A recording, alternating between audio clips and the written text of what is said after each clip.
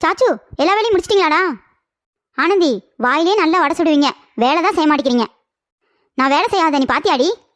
இந்த முக்கி முக்கி பேசுறத முத நிப்பாட்டுங்க. தர்சிகா, பாரு அவ எப்படி பேசுறான்னு. நம்ம டீமுக்காக தானே நான் எவ்வளோ கஷ்டப்படுறேன். அட நிறுத்திடி, என்னடி கஷ்டப்பட்ட? ஒரு டாஸ்க்கும் விளையாட மாட்டேங்கிற, நல்லா வெளியில இருந்தே ஓப்பி அடிக்கிற. முக்கி முக்கி பேசினா மட்டும் பத்தாது, முட்டி உடைய டாஸ்க் பண்ணணும். ஆனந்தி, நீங்க முக்கி முக்கி பேசுறத எங்கனாலே கேட்க முடியல. வெளியில இருக்கவங்க எப்படி தான் பாக்குறாங்களோ தெரியல.